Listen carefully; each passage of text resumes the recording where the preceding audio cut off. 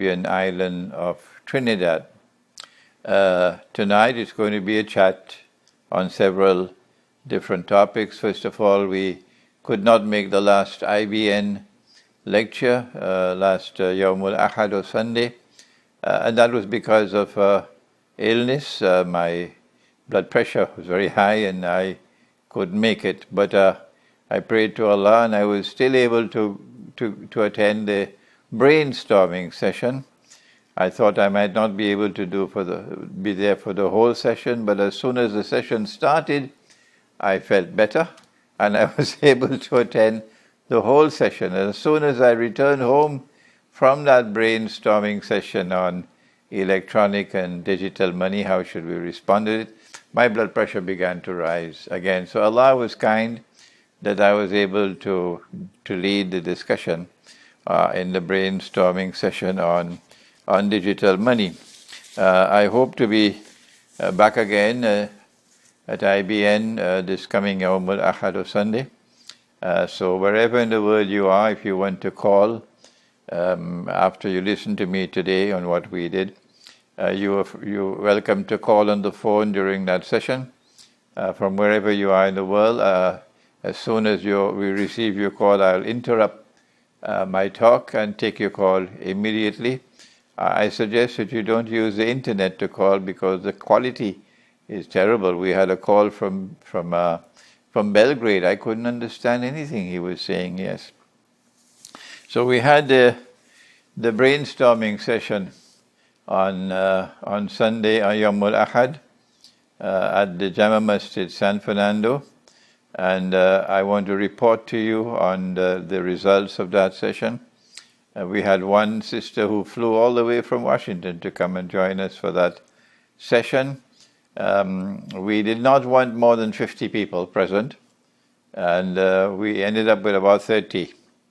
But there were 3 masajid from Trinidad which were present for the session, and now as a result of the session, all 3 are now going to look into the possibility of the masjid minting dinar and dirham, just as Masjid Al-Quds in Cape Town has been minting dinar for several years now.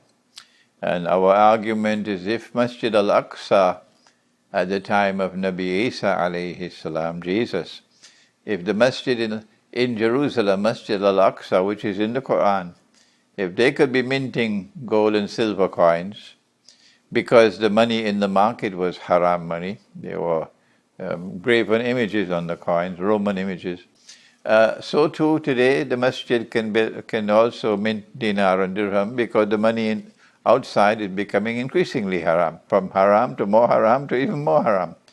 The digital and electronic money which is coming is even more dangerous than the paper money that we are now using. So there will be efforts now with the 3 masajid to initiate this process, and hopefully we'll be able to get other Hindu mandirs and Christian churches to join us, so that people can come to their church or their mandir or their masjid, and they can buy gold and silver coins. If the masjid is minting it, of course, it will be done on a non-commercial basis, no profit. When businessmen do it, of course, they'll want to do it for a profit.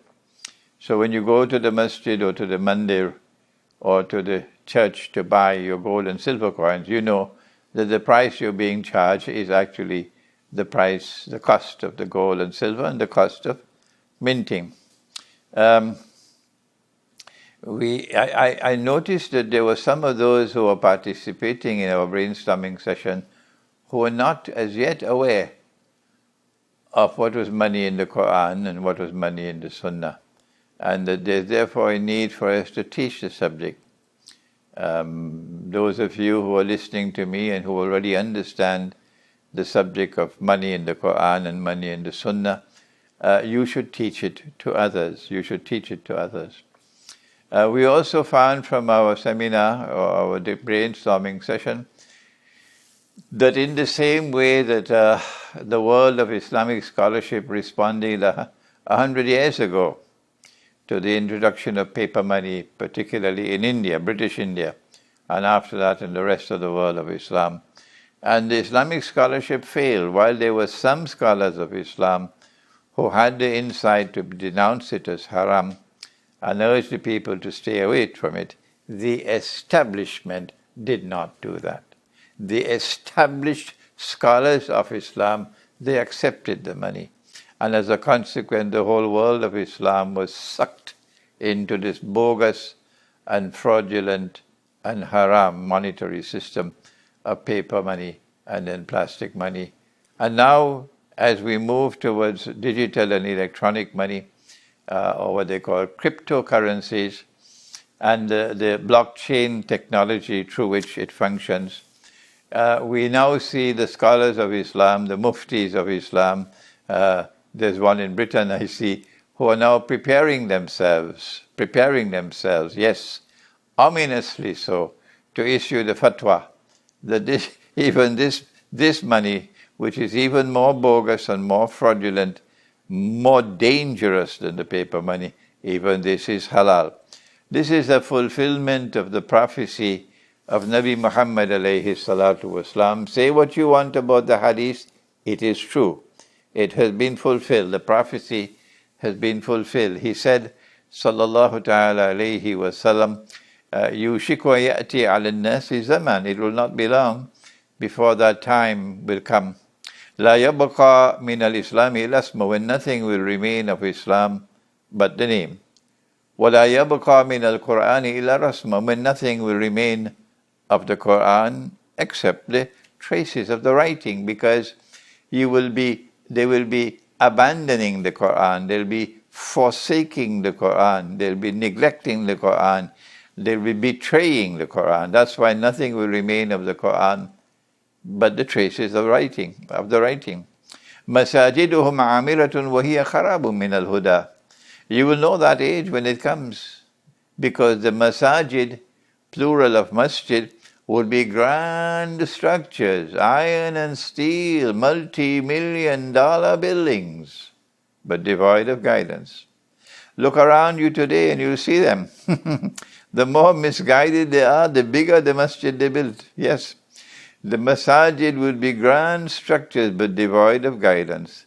And Nabi Muhammad alayhi salatu wasalam ended with these ominous words. He said, "Ulama'uhum sharrun nas mimman tahta adim as-sama." The ulama of that time and of those people, the scholars, the religious scholars of Islam at that time and of those people, would be the worst people beneath the sky. مِنْ عِنْدِهِمْ تَخْرُجُ الْفِتْنَةُ وَفِيهِمْ تَعُودُ. From them will emerge fitna, that which would be not only a test and a trial, but a catastrophe for the people. And they will be the centers of fitna. Fitna will return to them.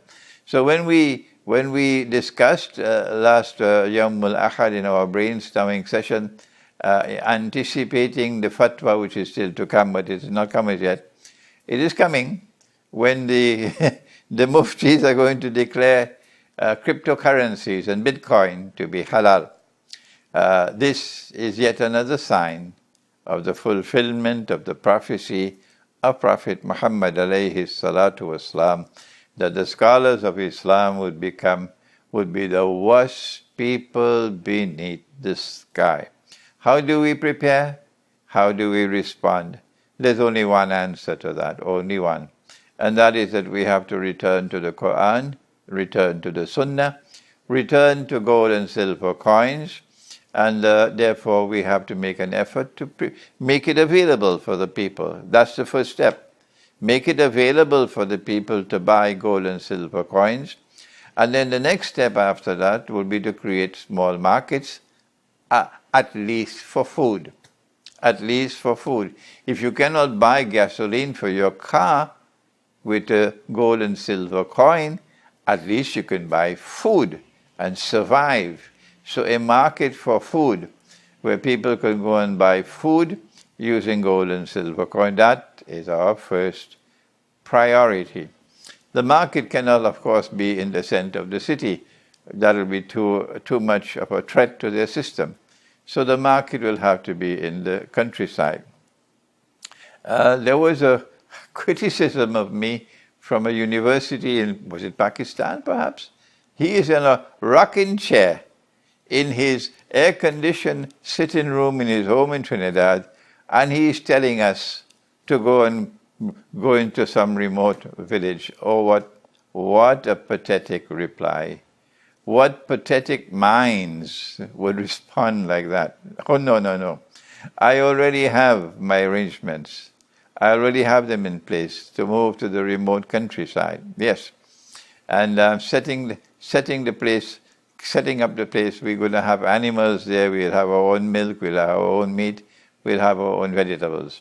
We've already done that in Malaysia, where the Institute of Islamic Eschatology is located. It is in the remote countryside. I have my own home there. And there's vegetables all around us. People are farming. And we have about maybe 30, 40, 50 animals on our property. Goats, yeah. So we have milk, we have meat, and we have vegetables, and we have to store water, that's all. So this is a pathetic response that I got from the Islamic University. Now then, we turn to, after the brainstorming session, just to remind you that this coming Yawmul Ahad, and maybe the one after that, because after that I may have to travel. I hope I'll be well enough. My blood pressure would be stabilized and I can then travel. You'll be able for these two sessions, IBN sessions, to call on the phone and to discuss and chat with me on the phone, and for all the others to listen to what you have to say on the subject of cryptocurrencies and the blockchain technology through which it is going to function, and how we should respond to it. I had some calls from Kerala in India, and I'm so happy and proud to see South India is awake and studying the subject. The emails from Kashmir, from Indian side of Kashmir, where they are also aware of the subject, and they've been writing to me, from several countries in Africa, from Bosnia. So you can call when we have our program at IBN on Yawmul Ahad or Sunday. The telephone numbers will be at the bottom of the screen, and I'll be happy to receive your calls, inshallah. You'll only have this coming Sunday and then the following Sunday, that's all. Then I'll probably have to travel. Now then, let us go on to a second subject now. I hope we can do all that we want to do tonight. There are dramatic events taking place in Saudi Arabia. The Crown Prince, Mohammed bin Salman, I think is his name, the son of King Salman, the youngest son, who is just about 32 years of age and is behaving like a schoolboy. All that the Saudi royal family had built over, how many, almost 100 years, 1924, almost 100 years.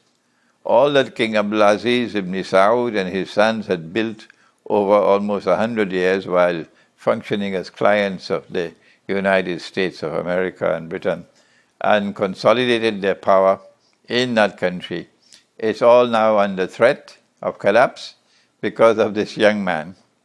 My feeling is that not just Mohammed bin Salman attempting to consolidate power in Saudi Arabia, and as a consequence you have this infighting, and 2 or 3 princes of the royal family have been killed already, and there must be great resentment now, great resentment in the royal family, and an open split in the royal family. This is the first time that this has happened in the history of Saudi Arabia, almost 100 years now. And I want to suggest to my viewing audience around the world that there's another picture behind this picture of a grab for power. I think that the Saudi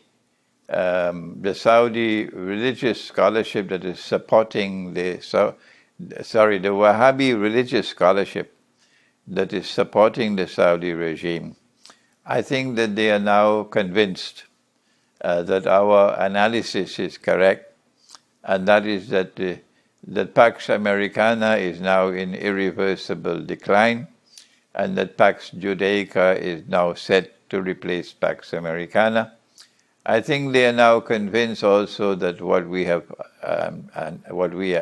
our analysis is that the nuclear war or Malhama is around the corner, and that Israel will soon make a grab for power, that there will be a great war, and in that great war, Israel, the territory of Israel is going to expand dramatically, or at least they're going to attempt to expand dramatically, in order that the biblical frontiers of the Holy Land, that is from the river of Egypt, that is the river Nile, to the river Euphrates, that is what the Bible says.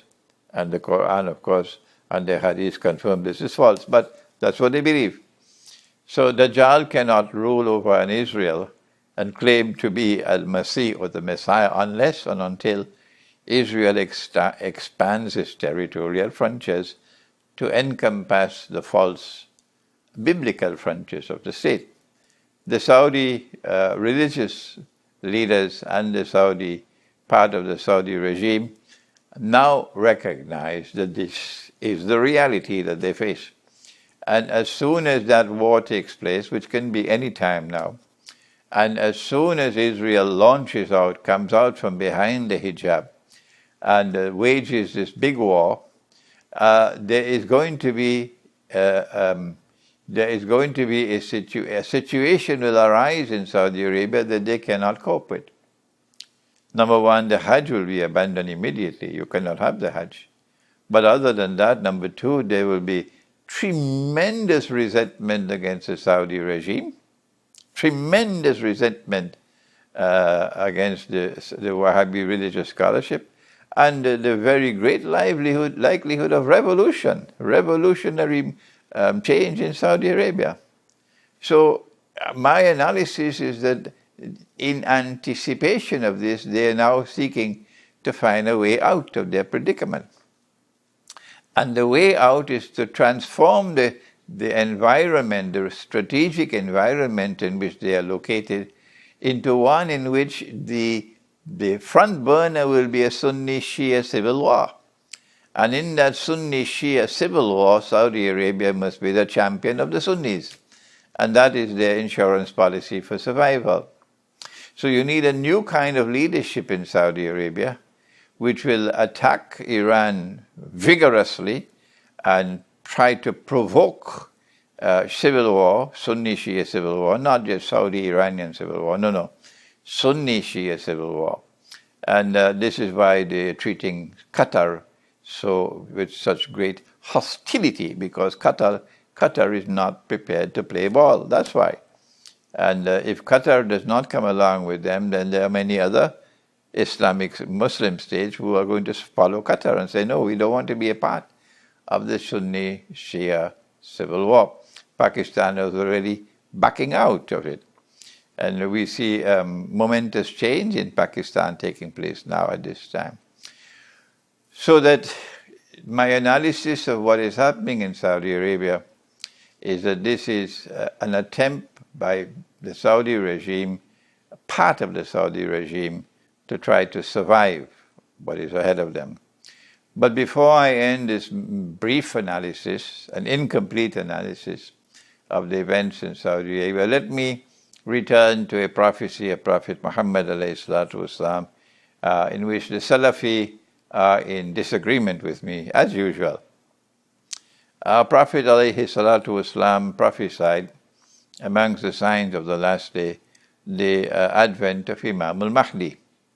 And he said that the event which will trigger the emergence of Imam al-Mahdi, in which he publicly come out in public and declare himself to be the Mahdi, would be the death of a Khalifa. And upon the death of that Khalifa, there would be disagreement concerning succession. It is as plain as daylight to me, and I have said this for the last, maybe 20 years now I've been saying it, that the Khalifa who will die, I want to suggest, would be a Saudi king. No, said the Salafi, No, says Hizb ut-Tahrir. No. Hizb ut-Tahrir and the Salafi declare it has to be a Khalifa, so the Khilafah will be restored. And the restoration of the Khilafah before the advent of Imam al-Mahdi had become a cardinal part of their belief system. Well, they can keep waiting for that. My analysis has been different. I don't know whether there's any other scholar who has supported me on this view, but I have been very plain and clear and public in my statement that I am of the opinion that the Khilafah who will die would be a Saudi king. And there have been many who have supported this view, who have accepted it.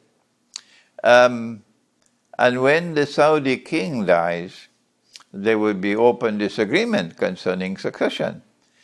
This could possibly happen with the king, with the death of Salman. While Salman is still alive, he has the power in the country.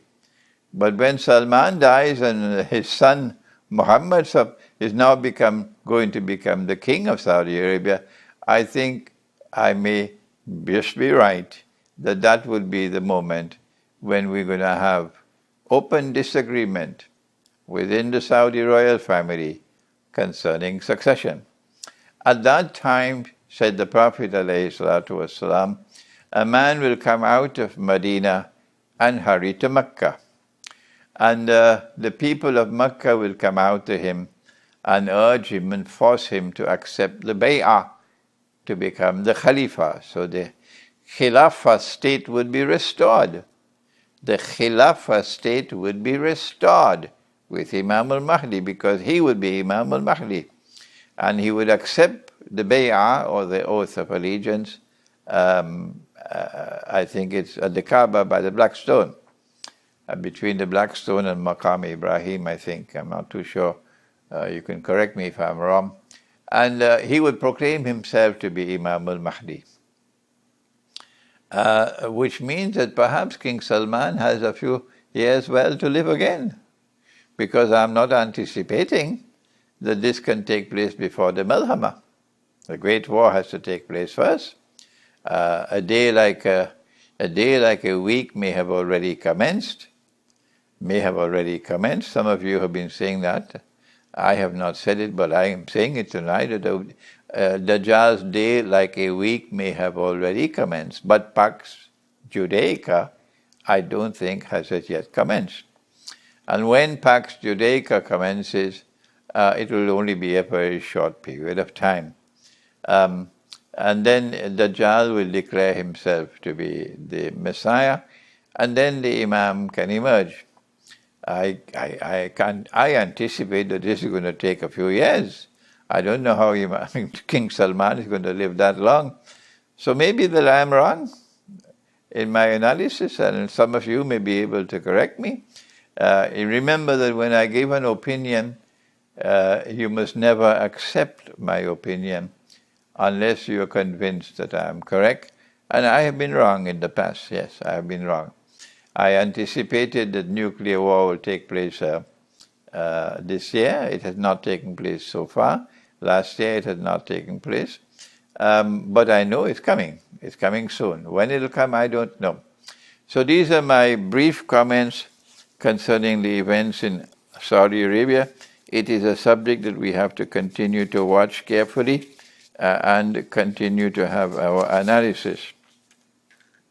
Now then, a very important matter, and that is that my book on Dajjal, the Qur'an and Awwalul Zaman, the English version, the formatting of the book is completed, the index is completed, everything is ready for it to go to the printry.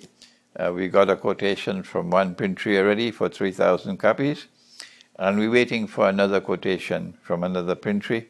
And Alhamdulillah, I had money to print only 1,000 copies, and now we have the money to print all. Alhamdulillah. The French translation is taking place. I hope the French translation will be completed soon, and we'll have the money also to print the book in French as well as in English. So that's the good news. And I've now returned to my second book on Dajjal, entitled From Jesus, the True Messiah, to Dajjal, the False Messiah, a journey in Islamic eschatology. Do please make dua when you raise your hand, that Allah subhanahu wa ta'ala might give me health and give me life and give me freedom, because we live in a dangerous time now. We don't know when we might lose our freedom. So that I may be able to write these books on Dajjal, inshallah, while still I have life, I still have health, and I still have freedom. Dua is very, very important. If you call on Allah, Allah can answer dua. Maybe your dua might be answered. So that's the news for the book on Dajjal. You can pre-order the book, just send an email. I've asked them to put it on my bookstore, but they have not put it as yet, a link for ordering, but just send an email to pre-order the book. Now then, about marriage, and all our sisters who want to get married, and all the brothers out there. I had a huge number of brothers who wrote to me who want to get wives or second wives, and who want to get milk al-yamin. Well, let me first remind you, you cannot ask a sister to become your milk al-yamin. No. Milk al-yamin is a second-class status to that of a full wife. And a woman cannot be invited to accept a second-class status, because she's not going to be maintained equally with your wife. And if you die, she does not inherit from you. If she has children, of course, the children of the milk al-yamin has equal status with the children of the wife of nikah. But since she is going to have a second-class status, you cannot invite her to accept that status. No, I protest. It is she who has to offer herself. And she will offer herself only if there is no alternative. She cannot get a husband. She's not prepared to take a garbage bin as a husband. No, she wants to get a good man. She wants to get a pious man. She wants to get a man with some qualities, some character, some intelligence, some piety, a man of certain status, a man of some spiritual eminence. She wants such a man. And if she cannot find such a man as a husband, she's not prepared to accept a garbage bin. No. So in the event that a woman, a sister, cannot find a husband that is suitable to her, and she finds a man who has these qualities and who has the means to maintain, she can offer herself to him, not to every Tom, Dick and Harry, excuse my language. She is going to offer herself to someone who is suitable to her, who meets her standards. And when she offers herself to him, and he has the means to be able to maintain her, he has to be careful, very careful, to turn her down. Yes, remember, we live in dangerous times, and Allah subhanahu wa ta'ala has given to every woman the right to a husband or to a guardian. A man does not have a right to a wife, no. But a woman has a right to a husband or to a guardian. And a man has a duty to marry or to accept her as milk al-yamin, which is the second kind of marriage, really. So if she offers herself to you, and if you have the means to maintain her, then you have to be very, very, very careful before you turn her request down. I want to remind you of the prophecy of Prophet Muhammad alayhi salatu wasalam, which I have always understood, or rather misunderstood. And tonight I want to correct myself. He said that among the signs of the last day is that one man would have to maintain 50 women, one man. This does not mean that every man out there will have to do that. This means that there will be some men who will have to do this, will have to maintain 50 women. Maintaining 50 women is not having sexual relations with 50 women. Wrong. He said maintain them. Why would this take place? Answer, one of the reasons could be, and this is the one I've always been mentioning, a precipitous or alarming decline in the birth of baby boys, and therefore a preponderance of baby girls, and you don't have enough boys to marry the girls. This is the view I've always been mentioning for years and years and years now. But now I'm realizing that, wait, this is not the whole story.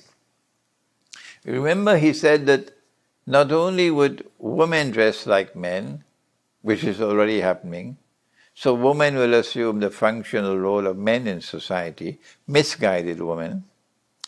But he said that men would dress like women, which would imply that men will abandon their role and function in society of maintaining women. Yes. Men would stop maintaining women. As men stop maintaining women, men stop marrying women. They prefer to be single. They don't want to marry. That's right. As men stop maintaining women, or they would marry, and she has to go and work to maintain them. I've seen this with my eyes. Yes. So this is an age in which we're now moving towards this calamitous decline and collapse of the functional role of men and women in society. So as men stop maintaining women, large numbers of women are going to be without husbands. Large numbers, increasing numbers of women without husbands. And therefore, an increasing decline, calamitous decline in the number of men who will maintain women.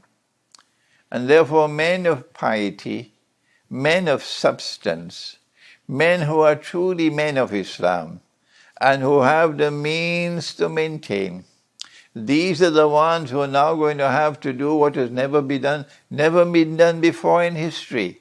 Yes. If I had the means to do it, I'd do it myself. I would build huts, a village, and build huts for all the women who want to come and live in the village, who are single women. So a woman will have a place to live in a little hut, yes, like the wives of the Prophet ﷺ, and the village will feed them. You have enough food in the village to feed them. They have security because you're living in a community. You have company, you're not lonely. You know how many women are lonely in the world today? If you cannot get a male companion as a husband who has his milk al-yamin, and you have to live with that part of your life not fulfilled, at least the other parts will be fulfilled. So this is the meaning that one man would have to maintain 50 women. Why? Because increasing numbers of women are going to be single with no one to maintain them, and increasing numbers of men are going to be abandoning their role of maintaining and taking care of women. That is my understanding of the hadith now. So we have this large number of people who have responded to my last lecture on the subject, and what I need now is, I cannot have my assistant doing this work of managing this site because she has many other things to do. What I would like to do is to find maybe a husband and wife team, and not young, maybe some elderly people, a husband and wife team who would contact me and be willing to assume this responsibility. And I will then forward to you all the emails I've got from the brothers, and all the emails I've got from the sisters, and this is a delicate task. This has to be performed with delicacy, carefully, to ensure that you protect our sisters and don't put them into a situation that is difficult for them. And then as this marriage site is managed efficiently, alhamdulillah, we'll be able to pair them off and marriages will take place. And when a sister finds someone who is suitable and she wants to offer herself as Milk al-Yamin to him, and he agrees to accept her as Milk al-Yamin, then remember what I have said to you. Remember, you will have to have a contract of nikah in order to protect yourself from a charge of zina. Once you have the contract of nikah, no one can open their mouth. Between you and Allah, the relationship is Milk al-Yamin. Yes. So if you do not maintain her equally with your wife, the society has nothing to do with that. Nothing. You are entering into this relationship as Milk al-Yamin. You accepted that he will maintain you to the extent that he has the capacity to maintain you. Will there have to be a legal framework to ensure that when you die, such a Milk al-Yamin does not make a claim on your property? This is beyond my my scholarship. Someone will have to advise on that. So I hope and pray that we'll have some volunteers. Please contact me, send me an email if you're prepared to manage this marriage site, so that we can pair off now the very large numbers of people who have contacted me, even from Pakistan, that they would like to get married, they need a spouse. And don't write to me and tell me if you're a brother that you want a Milk al-Yamin. No. If you're a sister, you can offer yourself. If you're a brother, you cannot ask for it. Good. All right, then. I made a mistake, and I want to correct it. Concerning China and the gold dinar, the gold coins, someone has sent me an email to inform me that gold and silver coins were freely available in China, and there were millions of automatic machines that you could go like an ATM machine. And I got an email from China a few days ago, a very important person in China, who said to me, no, Sheikh, that's not true. Yes, the gold and silver coins are freely available in China, millions and millions of what you call them, banks, where you can go and buy gold coins. The Chinese do that. They're buying the gold and silver coins from the banks, but not from a machine. So I have corrected myself on that issue. Now, before I end today, there is one more subject. It is a very important subject. Let me see if I can summarize it. Over this last 1 week, the world has commemorated the 100th anniversary of the centenary of the Bolshevik Revolution, which occurred in Russia in November of 1917. They use the Justinian calendar, and on this side of the world they use the Gregorian calendar, and I think there are a few days difference between the two. This is why this side celebrates Christmas in December and that side celebrates Christmas in January, because of the difference between the Justinian calendar and the Gregorian calendar.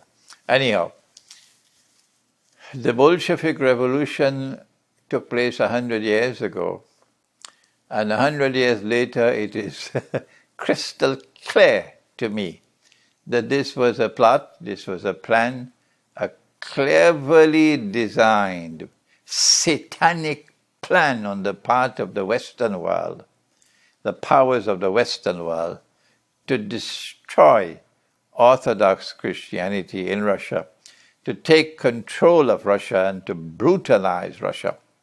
And in the process of doing that, to be able to fulfill the major goal of the First World War, which started in 1914 and which was almost completed by 1917 when the Bolshevik Revolution took place. When the Western world was planning for the First World War, they started several years before. They're planning it it's like a chessboard, moving the pawns on the chessboard. They plan in advance. This is what they're doing with electronic money, planned way in advance, while we are eating roti canai and drinking teh tarik. They are plotting and planning ahead in advance, many years ahead.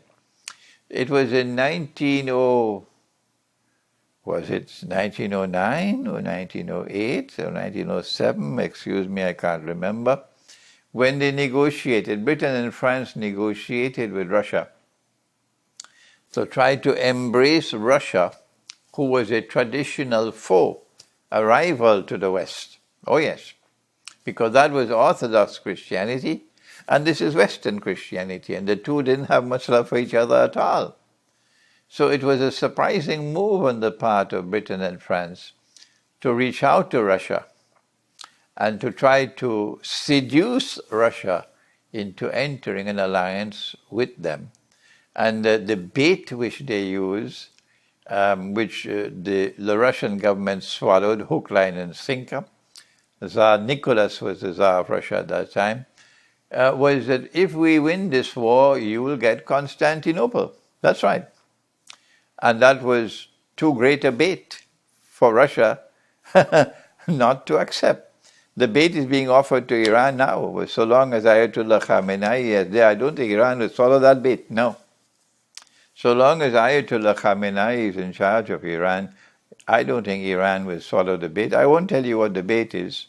It's too volatile a subject, so let me leave that, be silent on that subject. What is the bait being offered to Iran? But they offered the bait to Russia. And the bait was Constantinople. That if we win this war, you get Constantinople. And Russia accepted the bait, and Russia had entered into an alliance with Britain and France. Astonishingly, first time in history. First time, I believe. If I'm wrong, correct me. Why did they reach out to Russia? Answer, they wanted to checkmate the Ottoman Empire. The major target of the war was not Germany. The major target of the war was not Russia. The major target of the war was the Ottoman Empire. They wanted to defeat the Ottoman Empire. They wanted to dismantle the Ottoman Empire so that they could liberate the Holy Land and they could restore a state of Israel in the Holy Land. That is the major point, the major objective of the First World War. And if the Ottoman Empire, which has traditionally been a friend of Britain and France, and Russia has always been the greatest enemy of all of the Ottoman Empire. The Ottomans waged endless wars against Russia, endless wars, and great hatred for Russia. The Tatar in Crimea were always enslaving the Russians and selling them as slaves to Constantinople. Yeah, they were very happy to have Russian slaves. So, and then they will sometimes they'll take the slaves back to Moscow. I mean, to try to get the release of the slave, they have to pay for them. I forget the use of the word now. What is it? To ransom. Sorry, to ransom the slaves. Anyhow, when you read the history of the Tatar in Crimea, you could see the role that they were playing in the hostile relations with Russia on behalf of the Ottoman Empire. So if Russia were to join with Britain and France in an alliance, then in the coming war, the Ottoman Empire will not be able to join on this side, which they would almost not automatically do. The British and the French wanted the Ottomans to join the side of Germany. And therefore, in order to force them to join the side of Germany, they had to bring Russia into their fold. Once Russia is with them, the Ottomans will not come. So that's how they were able to push the Ottoman Empire into a corner so that the Ottoman Empire will be on the other side, on the support of Germany in the war. And number two, when the war did start, they were to cleverly ensure that Russia did all the fighting. While the British and the French will do some side maneuverings and so on and pretend that they were fighting and that they had suffering great losses and so on in Dardanelles. But the master plan was that the Russians would do the bulk of the fighting, that the Russians would suffer the most from the war, that the mighty Ottoman Empire's war machine would be all forced to launch their wars against Russia, not Britain and France so much, but Russia. And as Russia took blow after blow after blow after blow, large numbers of Russians are being killed in the war, the Russian economy will be under strain. And then you have to have someone who agrees to this stupid plan of printing and printing and printing more and more paper money to try to finance the war. That's what the Zionists wanted, so that you can have inflation in Russia. And as inflation get up to runaway inflation, the farmers now can get nothing for their food that they produce. So instead of producing the food and bringing it to the market, the farmers prefer to produce just enough food for themselves. And so there's massive starvation in Russia. And calamitous inflation in Russia. And whenever you have this runaway inflation, you're going to have resentment in the masses, as you're seeing there in Venezuela. Yes, this is the most dangerous weapon that Dajjal has today in the modern world, and that is inflation. Inflation. And 3 times in the Qur'an, Allah has prohibited it. Do you know the verse? Have you ever been told? 3 times in the Qur'an, Allah has said, بَعْدَ أَعُوذُ بِاللَّهِ مِنَ الشَّيْطَانِ الرَّجِيمِ. He says, وَلَا تَبْخَسُوا النَّاسَ أَشْيَاءَهُم. Do not diminish people's property. Do not cause the value of people's property to diminish, the value of people's labor to diminish, become smaller and smaller and smaller and smaller. This is bakhs. And this is done through inflation. And the inflation has come as a consequence of the bogus monetary system. As the value of the money falls, the prices rise. So anytime they want to target a government to try to bring about regime change, they attack you with inflation. That is the most important point today in the world. It's not nuclear war at all. The most important one is inflation. So every government now is careful not to cross the line, because they know if they cross the line, the price that they will pay is inflation. And if they have inflation, the people will turn against them. And there will be revolution and the government will be swept away. So they're all very careful to toe the line that Wall Street writes for them. This is what happened in Russia. And as the farmers stop producing food, and as prices continue to rise above and above and above and above, it was not socialism, no, that caused the Bolshevik Revolution. Don't come with that kind of argument to me, that it was capitalism versus socialism in Soviet Union, in Russia, and the Bolshevik Revolution came because... No.